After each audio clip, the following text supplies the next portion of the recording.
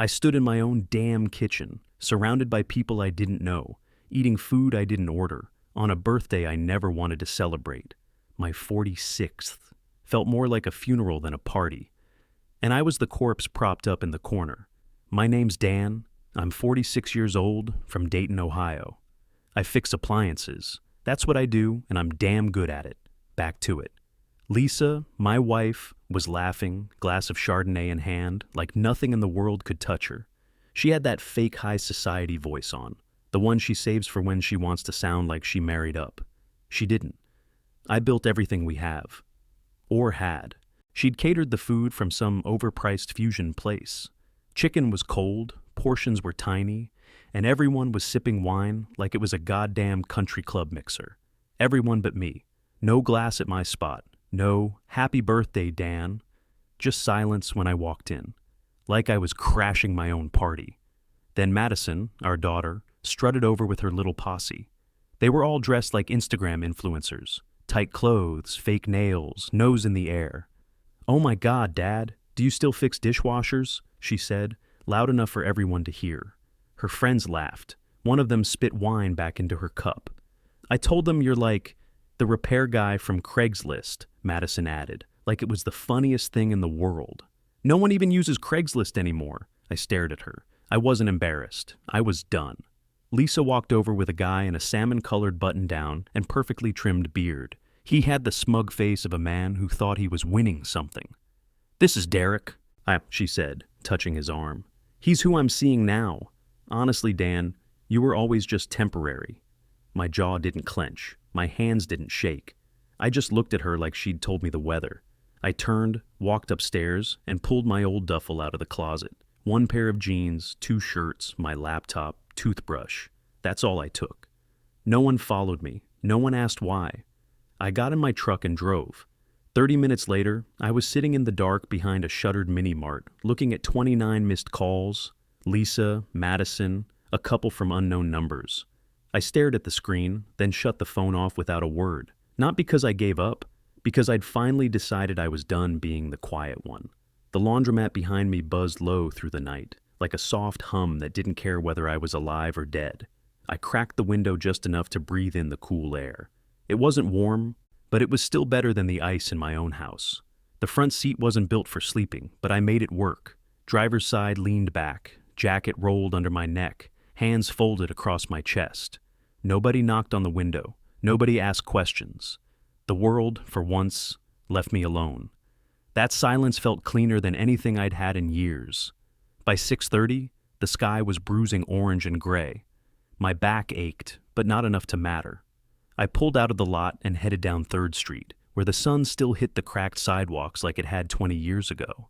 The diner sat on the corner with its same flickering neon.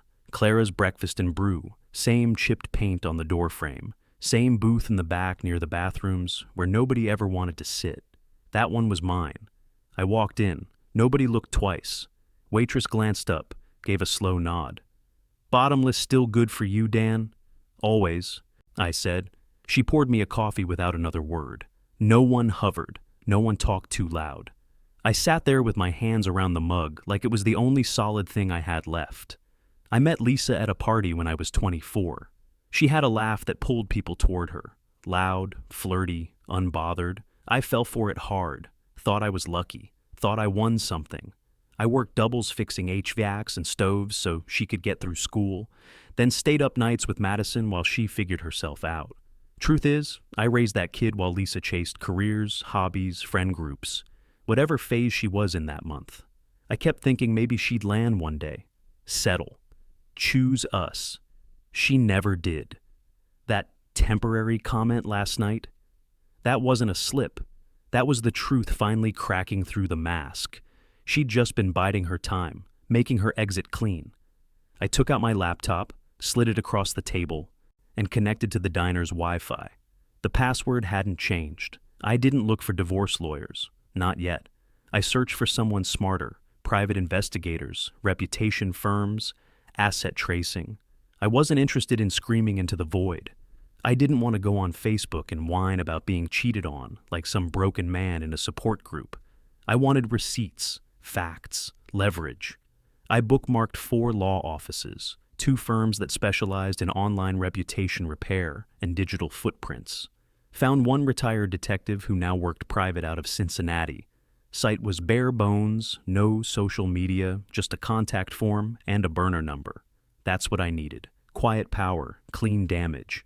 I'd played the loyal husband for over 20 years, took every hit, swallowed every insult, laughed off every backhanded comment at dinner parties like, I didn't feel it. That was done. Now it was my turn to build something. Not for her, not for Madison, not for anyone else. Just me. I sipped the rest of my coffee, closed the laptop, and dropped a 5 on the table. Clara still didn't take cards. Then I stepped outside, started the engine, and drove straight toward my next move. The drive to Cincinnati took just under 2 hours. I didn't turn on music, didn't need noise, just kept my eyes on the road and my mind locked in.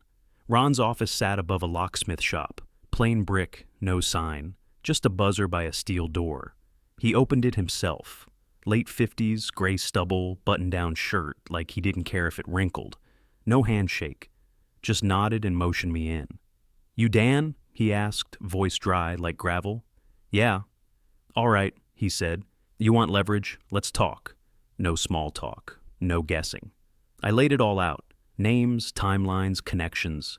Derek, the restaurant guy. Lisa, my wife. The sudden birthday bombshell. I kept it short. Facts only. Ron scribbled notes, asked 3 questions, then handed me a paper form and an envelope. $5,000 retainer. Gets you 2 weeks of eyes, background, financials, and anything public or nearly public. I don't want gossip, I told him. I want the kind of stuff that burns. He nodded. Then don't waste what I find. We shook once, firm, silent, and I left. 3 days later, I got my first email. Subject line, Derek, field notes, prelim. No text, just a PDF. Ron didn't mess around. Turns out Derek had a habit, not just of cheating, but of being loud about it. He had a thing for waitresses, especially at his own restaurants. Took them to hotels using company cards. Ron had pictures, dates, room charges. One of the girls was barely 21. Another file came in 4 days later. A former intern had filed a quiet HR complaint at Derek's main office. Settled fast, no court record. But Ron got the NDA wording. Same pattern, drinks, flirting, boundary crossing. Then came the financials. Derek's empire was built on leased kitchens, short-term vendors, and overdue invoices.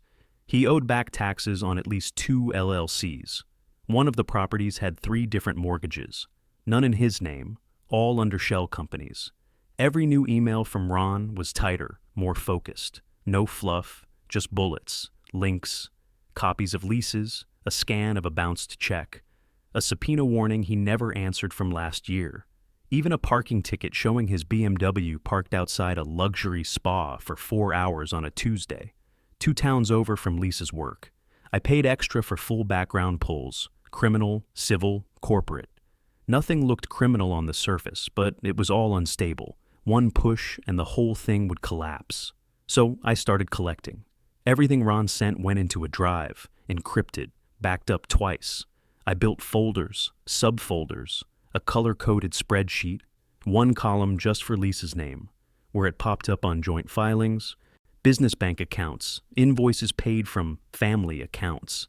She wasn't innocent, she was part of it, listed as strategic consultant on a tax return Ron dug up from 2 years ago. Probably didn't even know it. Didn't matter. I started sending out tips, anonymously, no fingerprints, a burner email for each one. Local business reporter, IRS whistleblower site, labor board, licensing office, the Ohio Department of Taxation, all with attachments, facts, dates, nothing that could come back to me. I didn't rant, I didn't accuse, I just gave them what they needed to start digging. Lisa's name showed up in just the right spots. Not enough to nail her yet, but enough to raise questions. Enough to make her show up on a few radars. I wasn't out for revenge. I was building something that wouldn't wash away with an apology. And I was just getting started. I didn't call, didn't text, didn't file anything, and Lisa didn't either. Weeks passed, not a word. She must have figured I'd cool off, crawl back like some whipped mutt who missed his leash. She thought silence was power. She didn't realize I'd been waiting for an excuse to disappear for years. She made it easy. Meanwhile, Madison was busy pretending she was famous. Her feed turned into some weird highlight reel of her and Derek shopping at high-end stores I couldn't pronounce. Tagged locations, slow-motion twirls in changing rooms, captions like, "Real dads don't wear overalls." Cute. They wanted me to see it. They thought they were rubbing it in. They had no clue I was watching for a whole different reason. I kept an eye on Derek's company cards, kept tabs on where they went, how they spent. Lisa used one of the shared Amex cards for spa visits and delivery sushi. Derek charged $3,000 at a watch boutique in Indianapolis. They thought everything was smooth now, like I'd just faded into the background. So I gave them a little more rope. I reactivated 2 joint credit cards, one for Lisa, one for household expenses. No notice, no warning. Let them use it freely for about 10 days. Then I waited for the perfect moment. Friday night, 8:15. High-end steakhouse downtown, the kind where valet parking costs more than most people's groceries. I saw the charge come through in real time. Lisa, Derek, Madison, and a 4th person. Maybe a friend or some new hanger-on. I pictured them laughing, tossing back cocktails, all smug and unbothered. I waited 30 minutes, then I shut it all down. Every card, every account with shared access. Even the auto pay for the utilities, all of it. Frozen, legally, cleanly, fully mine now. Paperwork had been lined up for weeks. An hour later, I got the photo. Someone at the restaurant, probably a waiter or hostess, snapped it and dumped it on Reddit. Lisa in a cocktail dress, standing up at the table, face twisted with that fake smile she used when she panicked. Derek pointing at the manager, mouth open, clearly yelling. Caption read, "Karen couple has public meltdown over declined cards. At Morton's." It spread fast. Comments exploded. Entitled much? Why not wash dishes like the rest of us? Bet it was Daddy's card. I didn't laugh, didn't even smile. This wasn't the punchline. It was just pressure, just enough for cracks to start showing. The next day, Madison posted a video of herself crying in the back of an Uber, saying someone sabotaged their night. She was holding up a to-go box like it was evidence. Lisa didn't post at all. 2 days later, she showed up in a blurry pic outside a boutique, talking on the phone, eyes wild, hand-waving like she was yelling at someone who wasn't listening. She didn't look polished anymore. No jewelry, no blowout. Just some oversized sweatshirt and a ponytail, like she was running damage control on 2 hours of sleep. I started seeing little things. Old friends unfollowed her. Her work LinkedIn disappeared. A few gossip blogs floated headlines about Derek's questionable business practices and possible ties to multiple financial failures. I didn't respond to any of it. I didn't need to. They thought I was gone. But the thing about ghosts, we see everything. The morning after their little steakhouse meltdown, I sat in the lobby of my bank, calm as a man waiting for an oil change. I had an appointment, a folder full of documents, and a clerk who already knew my name when she stepped out of her office. "Mr. Harlan, come on back." I followed her, sat down, and slid the folder across her desk. "Today's the day," I said. "Let's finish everything." She looked through the stack. Notarized forms, asset transfers, removal requests, updated titles. I'd prepped it all weeks earlier. All we needed was the final execution. "You want full separation from all joint access?" she asked. "Yes," I said. Everything she touches goes dark. She nodded and typed for almost 20 minutes straight. I watched the process line by line on her monitor. Removed, deleted, closed, reassigned, clean, legal, irreversible. When she finished, she printed confirmation pages and pushed them toward me. "She won't be able to withdraw a cent," she said. "That's the idea." 2 hours later, I got a call from the same clerk. She didn't give details, but I could hear the chaos behind her. Raised voices, something hitting a desk, someone swearing. "They're here," she whispered. "Just thought you should know." I didn't ask who. I didn't need to. I drove over anyway and parked across the street. Through the wide front windows, I saw Lisa in a blazer she probably thought made her look important, and Derek standing beside her, red in the face like someone stole his parking spot. Lisa pointed at the banker's desk. Derek leaned over it, voice too loud, hands chopping the air. The manager stepped out from the back, calm as a surgeon. He said something short, probably the policy line they drill into you on day one, and handed Derek a printed sheet. Derek slapped it out of his hand. It fluttered to the floor like a dead leaf. The manager didn't flinch. Security walked over. That did it. Derek backed off, muttering. Lisa looked around, confused, embarrassed, scanning the room for someone to blame. When she spotted the security guard stepping closer, she grabbed Derek's arm and stormed out. They left empty-handed. I stayed in my truck until they pulled away, then headed to the house to finish what I'd started. Their neighborhood still looked quiet and polished. Nice lawns, shiny SUVs, porch lights on timers. But the house itself? That was another story. A bright orange city notice was stapled right to the front door. Big letters, property of City of Dayton, enterprise seizure. Underneath it, smaller print listing one of Derek's restaurants, delinquent taxes, and immediate investigative review. I pictured Lisa reading it, pretending she understood legal language, then panicking when she realized the address matched one of Derek's flagship locations, the one he bragged about nonstop. Inside the house, things were already shifting. No Wi-Fi. The router blinked red. Streaming services refused to load. The thermostat flashed an error code from unpaid utilities. Even the fridge alarm beeped because the temperature was rising. Power bill overdue. Madison must have discovered it first. I imagined her sitting on the couch, trying to upload another one of her smug videos, only to get kicked offline again and again, her little world cracking open. Lisa probably tried calling customer service, yelling at some poor rep who couldn't restore a single thing because the accounts weren't hers. Never were. I made sure her name never appeared on any ownership documents. Clean planning wins every time. I stood across the street long enough to see Lisa come outside, pacing the driveway while holding her phone up, like better reception would fix her life. She kept tapping the screen, shaking her head, walking in circles. Madison came out after her, wrapped in a blanket, eyes red, shouting something I couldn't hear. Both of them looked small, smaller than I'd ever seen them. I didn't step any closer. I just watched until they went back inside. Then I pulled away, letting the first cracks widen on their own. That same week, I sat on a bench outside a hardware store with a coffee and a breakfast sandwich, scrolling through local news on my phone. About 5 stories down, I saw it. Popular restaurateur under federal investigation for tax fraud. Suspected accomplice, Lisa Harlan. I didn't blink, just tapped it open. They laid it all out. Shell companies, tax discrepancies, employment violations, unpaid fees, personal spending with corporate cards. Derek's photo was front and center. Lisa's was smaller, grainy, but right there under the headline. They mentioned a financial partner and beneficiary listed on multiple filings. Her name, her role, her signature, and the kicker. The IRS had been tipped off through an anonymous document drop. Carefully compiled, detailed, time-stamped. Wonder who did that. Her job moved quick. I got word from someone I used to work with, whose cousin worked in Lisa's department. By noon, she was suspended pending internal review. Badge revoked, laptop locked, email shut down. Meanwhile, Madison's little internet empire cracked like a cheap mirror.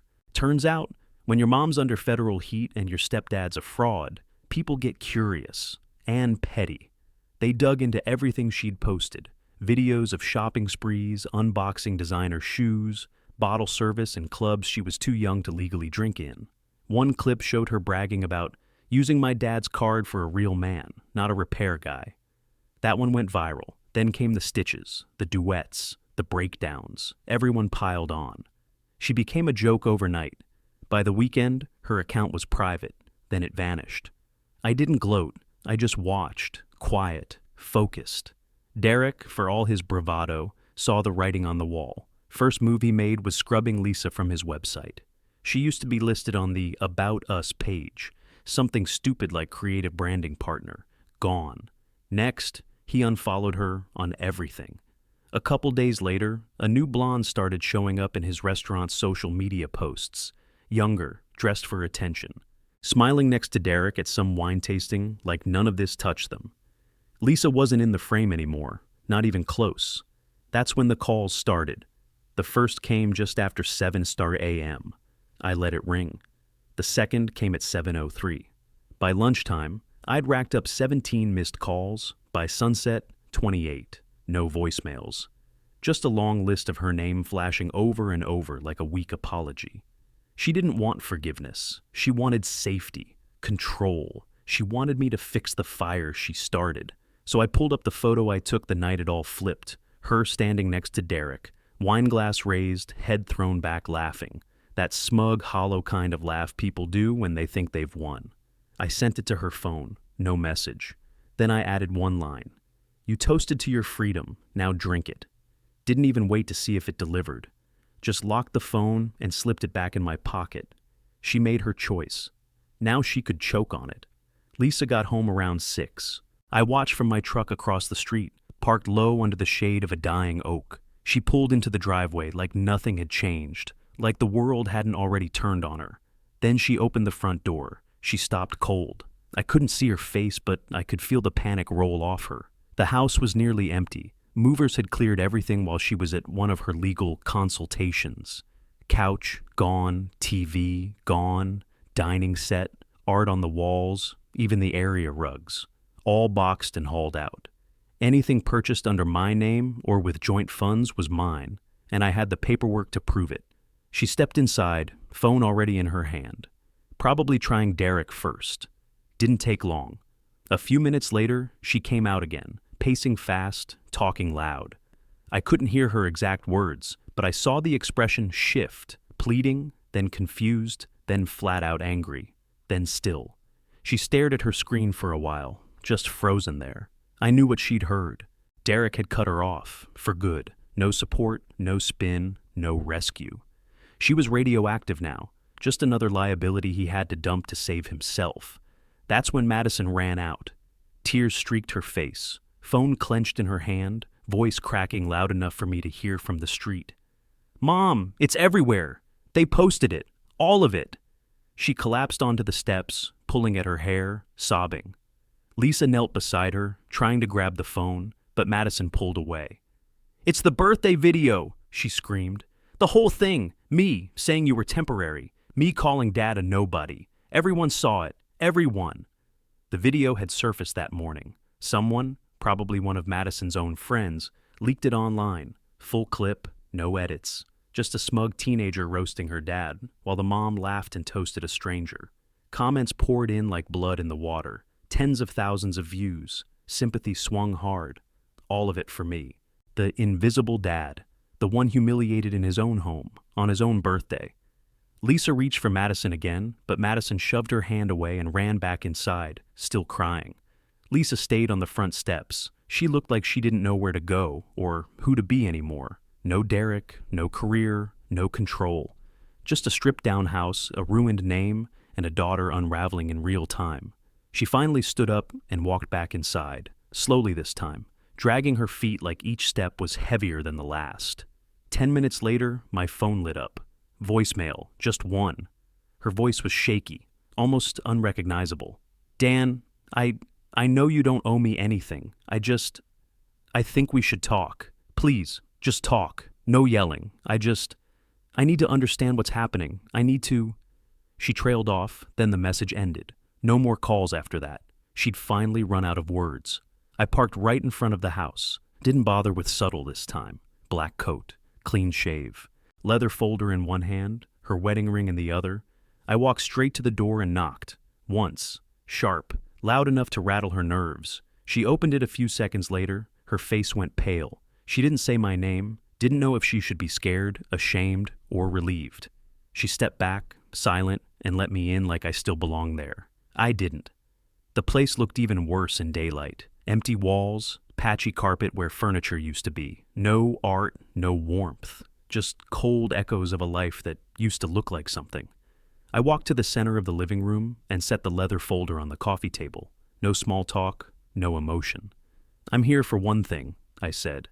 She hovered near the hallway, arms crossed like she was trying to hold herself together. "Dan, what is this?" I didn't answer. I reached into my coat pocket, pulled out the ring, her old wedding band, and placed it flat on the table. She stared at it like it was radioactive. Then I opened the folder, pulled out a check, and laid it beside the ring.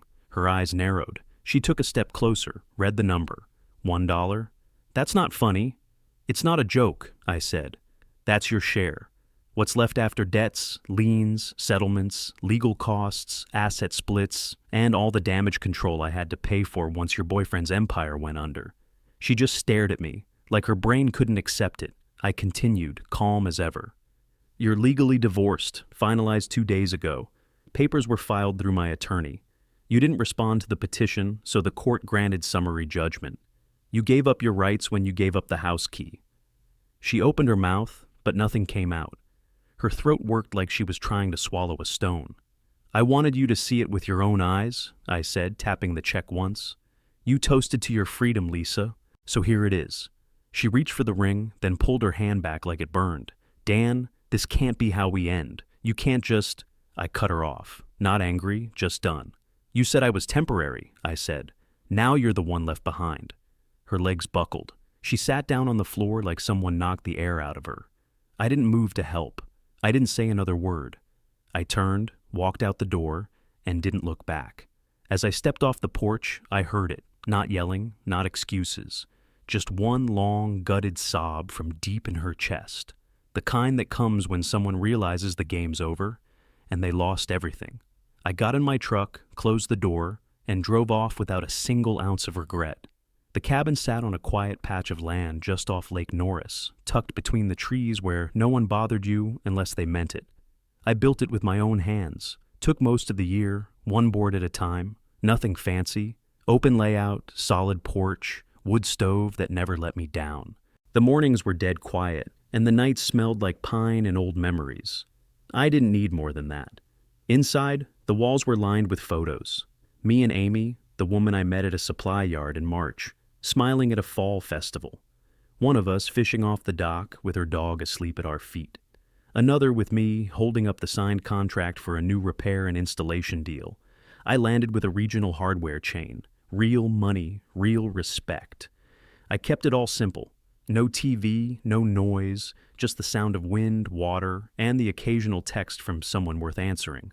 This morning, I got one from Ron, short as ever. Derek, bankrupt. Lisa, part-time server at Daisy's. Madison, moved out, unknown location. That was it. No commentary, no jokes, just facts, the way I like them.